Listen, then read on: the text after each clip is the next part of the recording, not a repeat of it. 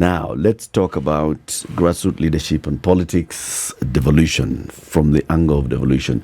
We are joined by two civic leaders from Mombasa County. One of them is Patrick Mbelle. He is the member representing the people of Bamburi ward in the County Assembly of Mombasa. And Abdirahman Hussein is representing Oldtown in the County Assembly of Mombasa. Waheshimiwa, good morning. Good morning to you. Good morning, Eric. Karibuni sana. This is the hot seat of the situation room. Hebu sema hot seat na Kiswahili, Abdirahman. Kiti joto. Ama kiti moto. Inatupa joto yani. That is what it means. Patrick, how would you say that? This is the hot seat of the situation room. Sasa sema kwa Kiswahili. Hiki ndicho kiti moto katika sehemu ya maongezi. Alright. Sawa basi. Labda ndio hivyo, sijui. Wewe ndio umetufunza bana. Sisi hatujui bana. Lakini Abdirahman anatoka Oldtown kule kwa Swahili vizuri. Kule deep. Kule deep. Sasa atuambie kabisa. Abdirahman, I think he said it better. Yeah. I can't say it better than that. That's a good one. Yeah. Now, CT will give you the day's proverb. He says this week and last week and probably next week as well. I will do it for up to next week, and then we'll move on to, yes. He's giving us proverbs from landlocked countries in Africa. Mheshimiwa Abdirahman, give me one landlocked country in Africa. On top of my head, and Uganda. Don't say Uganda. Okay.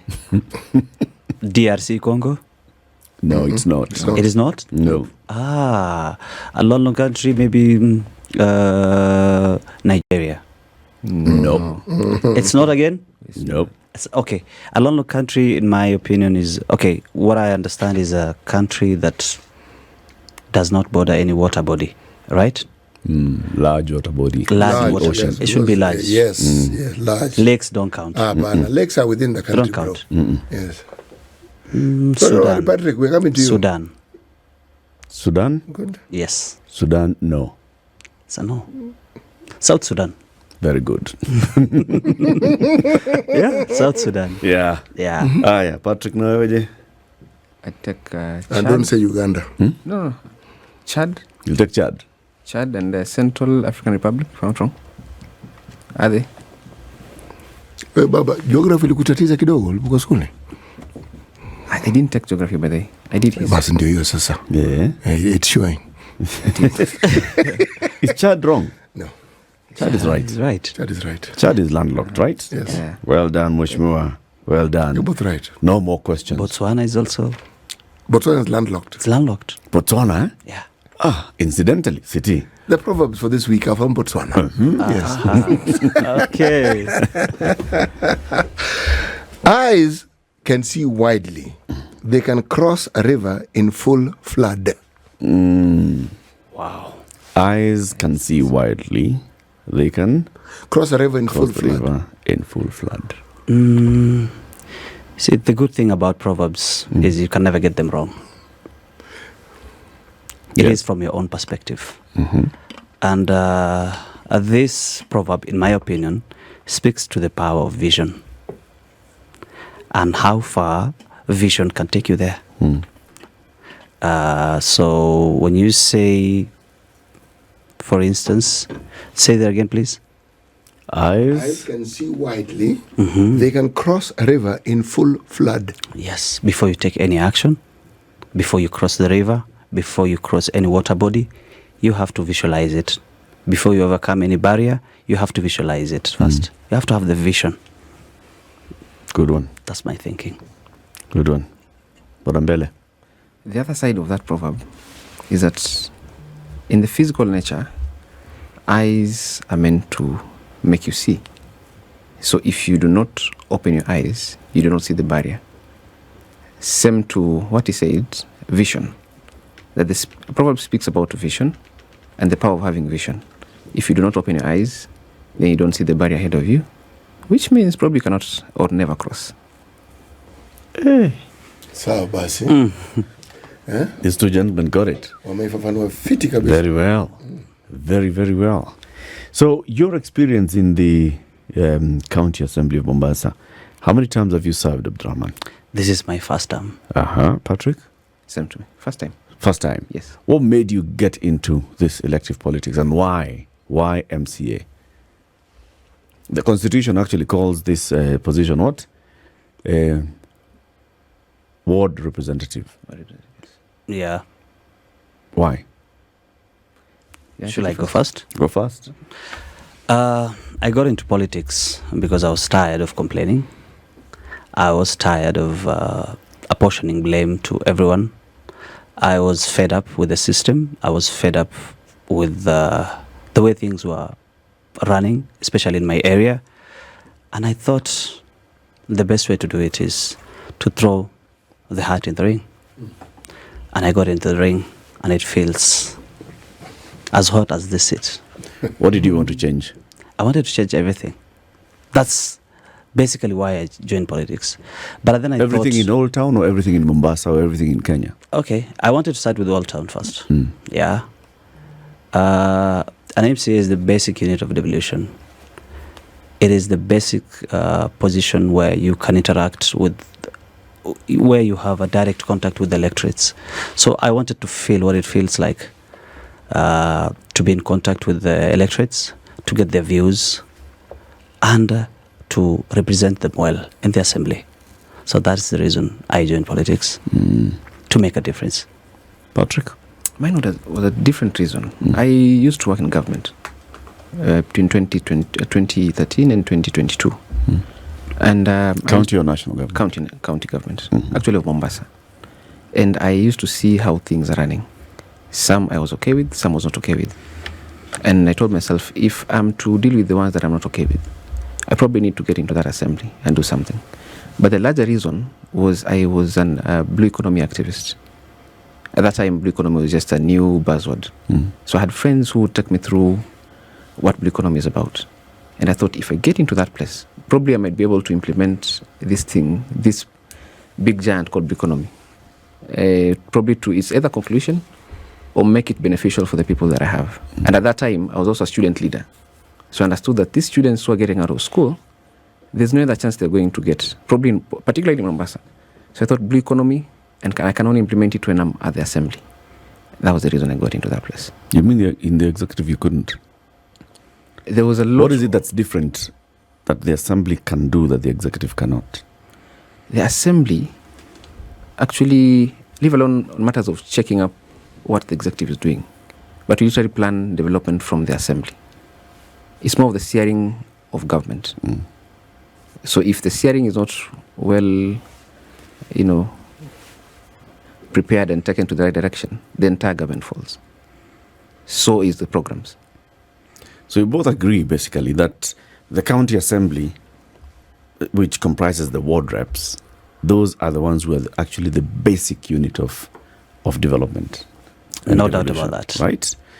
Do the citizens understand that? Well, is that the same perception that citizens have of their ward rep, the MCA, and the assembly? To be honest, in the eyes of the citizens, we play a different role. And what role is this? Apart from the roles in the Constitution, we play a different role. An MCA is a first line of savior, is the first line of rescue to your ward reps. You are that person that they run to in case of any issue, be it economical, be it social. You are that person that they run to whenever they get into problems and they feel like you can do magic and you can get things done. That's what it feels like to be an MCA. And what kind of solution? Are they looking for you to provide a pathway to a solution, or are they looking at you to be the solution? Ideally, they should look for us to be the pathway to solutions. But they want you to be the solution and give them the solutions on the spot. There and then. There and then. Patrick, is it the same for you? Yeah, and I think even from the topic that we have today, you've talked about grassroots leadership. I think an MCA is the true grassroots leader. The rest are leaders. But the MCA is a grassroots leader. And as he says, we are the first line of defense, first line of attack, first line of rescue. Mwananchi akitaka kulaumu first person alaumu is the MCA. Akitaka msaada, first person, wakati ni mgonjwa anakuja kwako. Akitaka sasa kukaa na wewe kupiga story, they can only find the MCA on ground. So the MCA is the SI unit of leadership and the true grassroots leader. Then I think the citizen understands very well the role of the MCA. Not really. I don't think because what you've explained, if that is what the citizen understands, what's wrong with that? But that is not the role of the MCA. What is the role of the MCA? 3 basic roles. Okay. The legislation, representation, and oversight. Okay. Yeah. How is that different from those things that you've said? Totally different. How? Eric, we bear the brunt of political frustrations. They can't reach to the MP because the MP is not around. They definitely can't get hold of the governor. Because the governor is somewhere, you need to book an appointment with. The women rep, well, you can say it. For the senator and the president, they can't get hold of them. So you are the person that they run to. As the first representative. So they come to you as the representative. Yes. For you to play your role as a representative. True. Then? But now you see, they come to you not just for representation, but they equally demand for resources. And the resources at that moment is hard cash, not budgeted money. They want hard cash there and then, or a solution there and then. Okay. This brings in the question of, when you look at your constituents, their understanding of what a representative should do, you put it well, to meet their needs. Somebody has an economic problem, health problem, problem to do with education, all these things. Now, don't you then think that perhaps the task that you have before you is to get your constituents to understand, one, not just your role, but what it is that the government or the county of Mombasa, what that should do for them?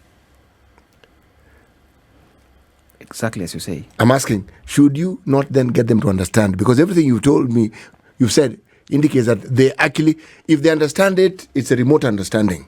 What they understand is the immediacy that you speak of. Yes, and rightly so. That brings the aspect of civic education. And that is what we normally engage in most of our time.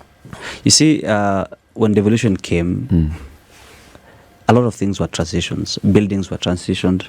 The human resource aspect was transitioned. But information was not transitioned. Civic education was not transitioned. And that leaves a gap in educating the electorates on the roles and what to expect of their leaders. And that's where we come in. We engage them. That's why we try to educate them. This is the much that I can do. This is how I can represent you better. But I am not mandated to do this and that. Yeah. I'm not the one to offer that solution directly. It shall come to you through the government. Yes. Because that's the role of the government. True. Okay. The role of the executive, yeah. I see that as just citizens are demanding services from the government. Okay? Now, and what's the genesis of this? The genesis of this is that there is frustration. They feel that the government does not provide the services as it should. National government is not providing the services that it should be providing. County government is not providing the services that it should be providing. Let's say county government in terms of healthcare, all the way basic healthcare to the health center level, right? Where if I feel that I need health services, I will walk to a health center. I will get all the services at that health center. I will go back home. Now, because I don't get that, I have to take my family member to Coast General Hospital or to the nearest private hospital where I'll accrue bills. I have to pay the bills. That's why I'll come to my representative. I hear what them saying. They're just expressing their frustration that I expect to be getting a service. I'm not getting a service. So now that I put you there so that you can make sure I'm getting the service, so can you sort me out in the interim as you... Or have you considered that you are considered to be part of the executive? Exactly the point. And I think, right from what he said, that so much was devolved. And the physical and fiscal is what the Mwananchi understands well. But when it came to roles of leaders, during the transition time, it was not well defined who is doing what. And that is one of the things that, as you say, bedevils devolution to debt. So much is still hanging when it comes to information to the people. So until now, they still understand that an MCA is actually part of executive and should provide that which executive is supposed to provide. Not forgetting that we plan for the executive, give them the mandate to now deliver to the people. So when the executive fails, now they come back to us. But then there are those who are of this firm belief that anyone who purports to be a politician, whether you're an MC or a member of parliament or a senate or a governor or even a president, it is this class of individuals in the country who give the citizen the impression that it is them who are the solution. Not the system, them, individually, personally. Mimi. When you're campaigning, how many things did you tell people you are going to do for them? Well, we promised that we're going to make some changes in their lives through better policies, better laws, through proper oversight. That's exactly. Did you include those that latter part in your? In my manifesto, I had them. But when you were meeting with the people, everybody has them in their manifesto. When you were engaging with the people, when I was engaging them in well. Oldtown, yes, and you tell them, hapa hivi maji, tutatua maji. Were you saying nitaenda kule, nitahakikisha kuna budget, nitahakikisha there's proper procurement ambayo italete maji, or were you saying italete maji? What I said in my case is that I'll make sure that the responsible people will carry out the duties. I'll hold them personally responsible. Nitahakikisha kwamba serikali imewajibika. Get it? This one wants to look good on radio. Where politicians always make anything that has to do with progress them. You're telling us that you guys are different. You know what happened? The reason I think why you were elected at this age. Myself in a list of almost 25 aspirants. 25? 25. I think I was the youngest. Those are many. Yes. No. How old were you when you were elected, Patrick? I was 31. Mm-hmm. Yeah. And Abdirahman? I was 33. And how many candidates? 10 or 11 candidates. 11 candidates. So in my case, yes, of the many 25, you see, everybody still has the notion that politics is now you go tell people, I have money, I'll solve everything. At my age, I told them, I do not have enough money to sort your problems. But there's a system here that we need to work together to make sure that we get it from the system. And I told them, I probably will not even have money to give you tomorrow. But there's this system that we can work together through public participation and all that. So what we did was to open their eyes to know that government has what you need. Yeah. Government has the resources. Has the resources. Yes. So at that moment they realize, oh, this guy probably knows where the money is. And that is why probably they elected us. Okay. My thinking. So if they understood it so well, why are they demanding different now? So you see what the expectation, the immediate expectation is that yes, you told us there's money. And you we go, expected to go come with the money. Go pick it and bring the money here. Yeah. You know? It's not the development. No, it's not the development. They thought, sasa tumekutuma wewe, Patrick, kwende pale chukua pesa zetu. Yes. Sasa amekuja anataka kumpe yake. Atakasha yake. Yeah. But the good thing is now, in as much as we face those problems, I don't think we face them as the leaders that came before us. Slowly the people are coming to understand that the government has monies for them for their development and for other solutions. The levels at which they come demanding for money from us nowadays, kuna zile ambazo is very genuine. Somebody tells you, I understand that it's your salary, but I'm just asking. My child is out of school today. I don't have enough. As I'm waiting for the bursary, please nisaidie na kidogo barudi. See, that's the humanity in politics. But kuna ile ingine ile ya kitambo, they come to your door and knock and lazima utupe. Kama una, at least now I can tell them, leo sina, let's wait for the end of the month. When I have something, I can give you. And they would understand. Nimekujia chai mimi, sijakunywa chai.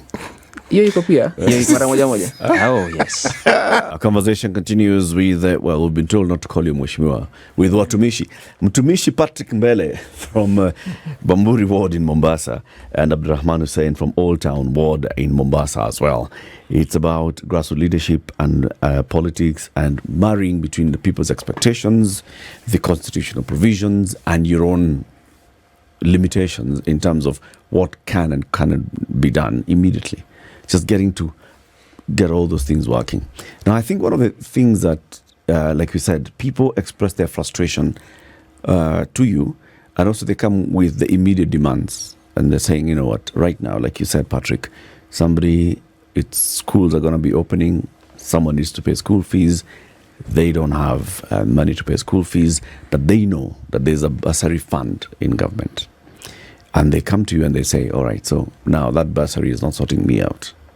So as young leaders, what do you see as the solution to fast-tracking what should be done by government, and also to ensuring that a higher percentage of the budget that the county assembly makes, because you're the ones who make and approve the budget for the executive, that a bigger percentage goes towards service delivery and not into those recurrent expenditures, because that's what happens, right? And you've been there, Patrick.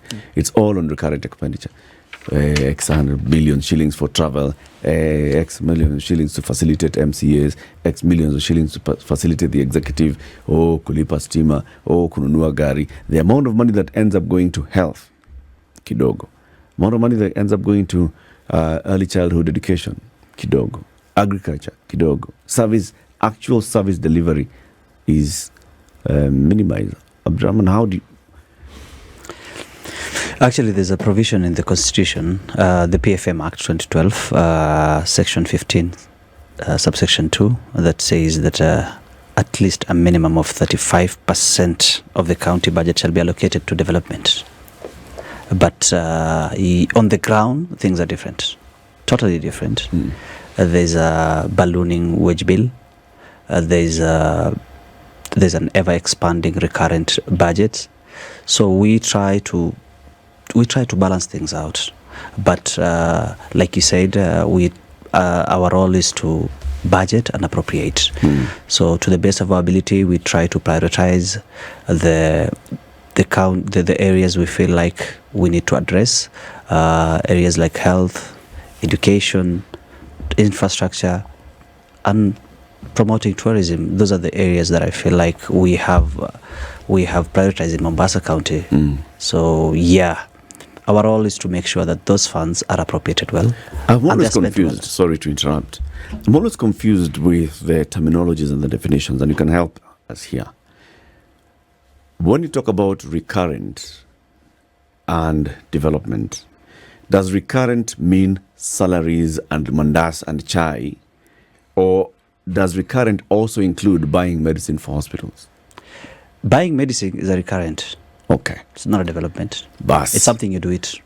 Because it's a recurrent, right? Bursary is a recurrent. It's recurrent. Yes. So how much of the actual, and that is well, those are the ones I call service delivery recurrent expenditures. Yes. Because once you ensure that there is enough money that's been allocated to buy medicine and other supplies in hospitals, to ensure that children are going to school and actually goes into education itself, that is service delivery.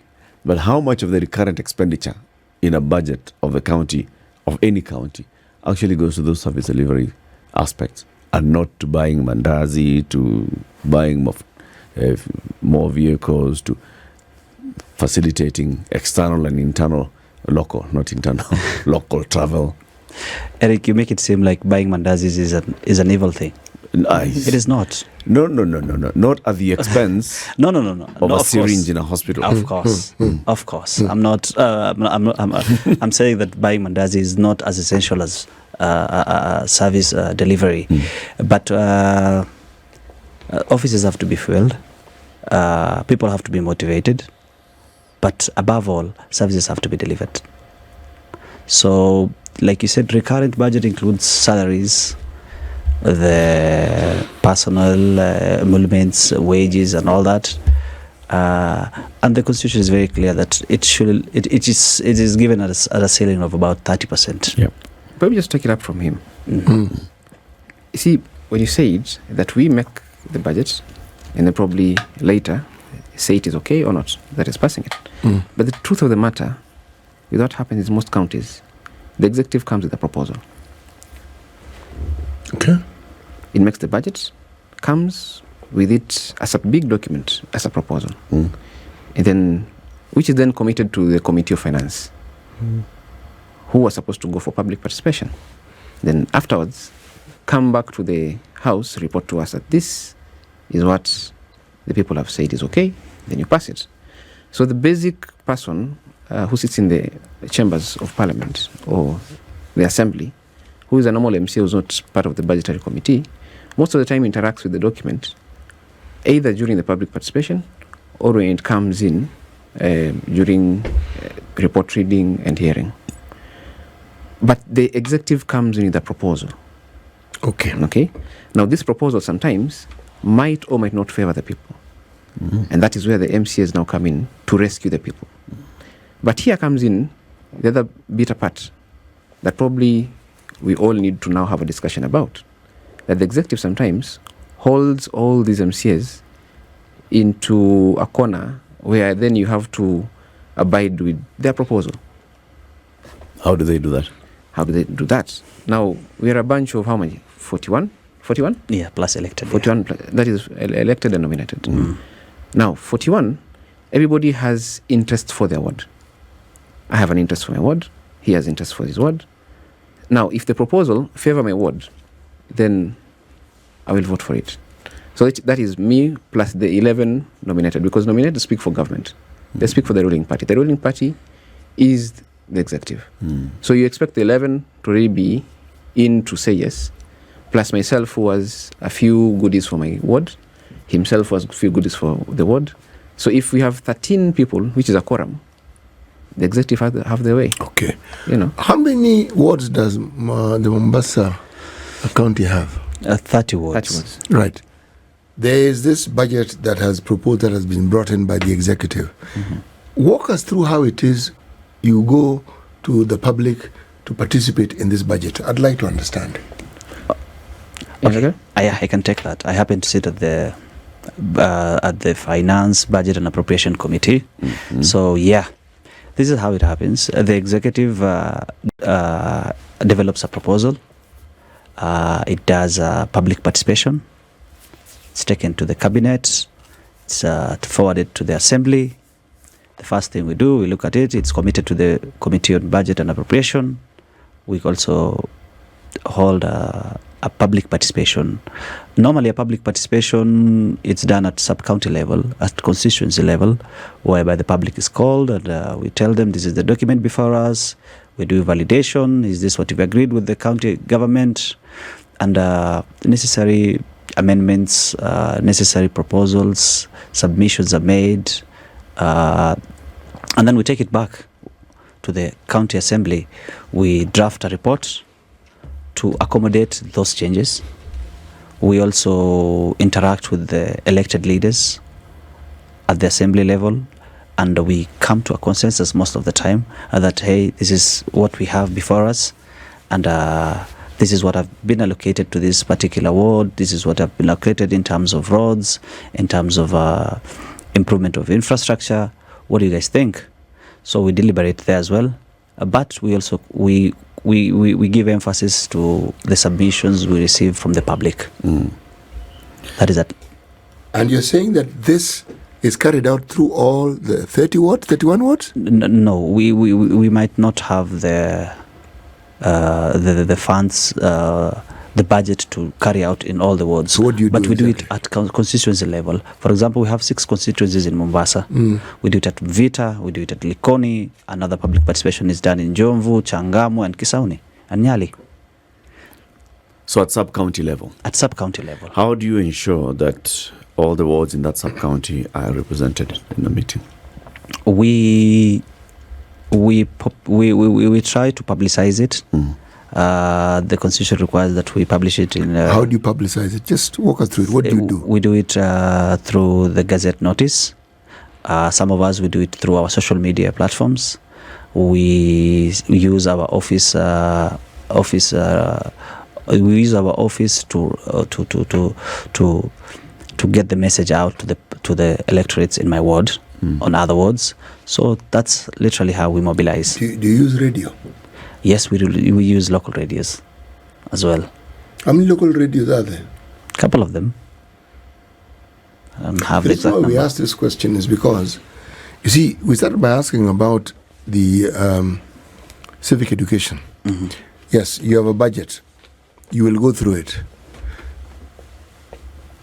Of the people, the number of people whom you present this to in the various sub-counties that we have, yes, you will present it. But do you have an opportunity to get feedback as to what it is they think and know about what what has been presented? And how does this feedback come back? Probably. Yes. I'd ask a question before I ask you a question. Have Ask. you ever been to any public participation? Have I for the ever budget? been to any public participation And to for any- the budget? For the budget? For the budget. No. The budget. For your ward? No. Now, that is where now we have our biggest problem. The normal public participation that happen, whether at the constituency level, or even sometimes when I go to my own grassroots level, because sometimes we do. I have done one. I'll be very honest, I've done one. And I call it a Bamburi People's Baraza. I sat down with them, took them through the budget, and told them, this is what is there. Do you agree? And they'd say, no, we don't agree with this and don't agree with that. I make a memorandum, which I present during the constituency level, sub-county level. But now, the problem is, most of the times, when the executive comes for public participation, and even the county assembly, those that show up for those public participations are the political friends of ours, Right. and of the other parties. So the other parties come to say no, and our parties come to say yes. So the clash, So it's a shouting match. it's a shouting match. So it's not about development anymore. It's Right. about But it's about civic education. You see, the reason why we started off with how you get to educate your people. If I do not think whatever it is you've asked me to attend is not going to be of benefit to me, that is determined by the knowledge I have. Do people understand that the participation in this activity is actually of benefit to them, and that there is a direct benefit to them saying we want this, we don't want this, so that even when you're rolling out whatever is in the budget, they can say this is what we wanted and we're getting it, or we asked for it and we're not getting it. Yes, therein comes the big elephant in the room, in that we take the views from the public, we document it. For example, I'll give you a case example. On the last finance bill that we had, the issue of Mogoka was a big topic in Mombasa County. The public participation that we went to, some section of the public vehemently supported that we increase the levies on Mogoka significantly, while others, the Miraa traders and the Mogoka sellers, were of the opinion that, hey, we are in business, you guys need to listen to us as well. So we had to balance that out. For example, in Nyali, Kongowea, where the sellers are, definitely the Mogoka conversation, they were in favor of reduction of prices. But you'll come to Mvita, people will say, no, we don't want it. We don't want Mogoka We here. don't want Mogoka here, in fact. In fact, the conversation of Mogoka started at the assembly. It started with the finance committee. And we did that because there was an outcry, especially in all the sub-counties. So we had to hike the prices. We had to listen to the public. Although, yeah, at the end of the day, the majority will have their way. So there was adequate public participation on that particular issue. It was done. Right? Yes. The people who were feeling strongly about it came out and they spoke. They said, here on this particular one, we are opposed or we are for. Okay. Now, you talked about the manner in which you publicize this. You use your own social media accounts, then you'll go to the meeting. Ahead of the meeting, what kind of mobilization is happening? You said there's publishing the Gazette notice. Okay, not many people will see that. Then you will go to radio stations. Is it always that there will be an announcement on the local radios ahead of this in good time to say, come one, come all to such and such place for public participation on budget? Or is Yeah. it limited? It is. Does the county assembly have its own social media accounts and other platforms where people who are not able to come and they're not able to just write those long memoranda to submit in whatever format can actually have a platform where they come and comment? Actually, to be fair, to be honest, our public participation has not been as engaging as we anticipated it to be. Normally, when you go for a public participation, you expect a room full of people who want to contribute to that particular bill. But what you find out is similar faces, same individuals, couple of 10 or 20 people there representing the entire constituency. And sometimes I understand why they feel that way. Yeah, they've given up on the system. They feel like whatever they say will not be captured. It's an exercise in futility. Nyinyi mshaamua and all that. That is the notion that is outside there. But it is. But there's need to change it, which begs the question now. This matter that has been led by your age groups, okay, the one we call the accountability factor, the accountability protest, okay. Is it helping change views? Is it helping move people towards the citizenry being more educated, more sensitized to these matters? We hold a very critical position, not just to sensitize them, but also to guide them towards what might also be beneficial to them in future. Today, everybody on every kijana wants to know what has government planned. But there's another, Kiswahili tunasemaga ukiota kidole kimoja mbele, kuna vitatu vinakuangalia, vinne.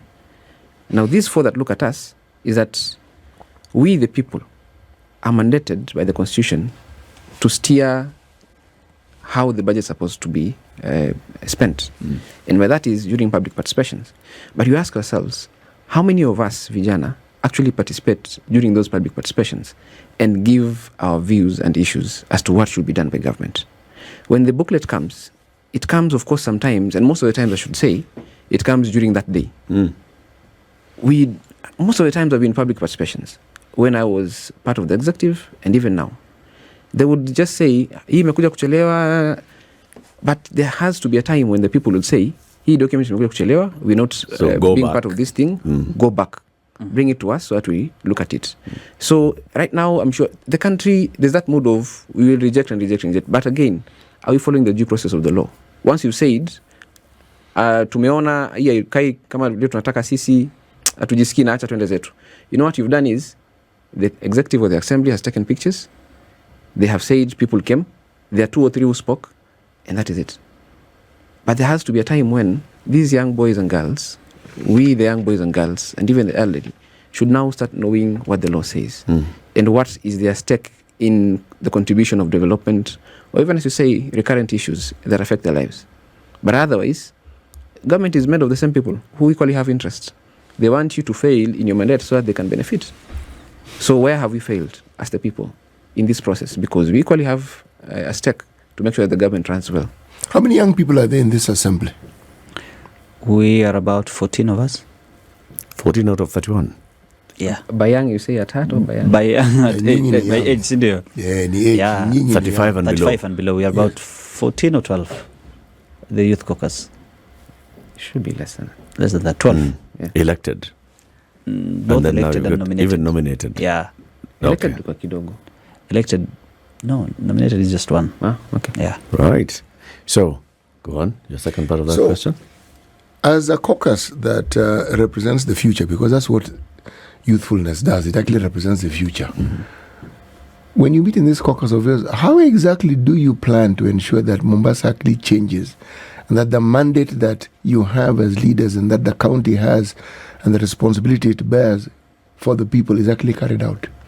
The current and past regimes have always had their way towards resource distribution. Yeah.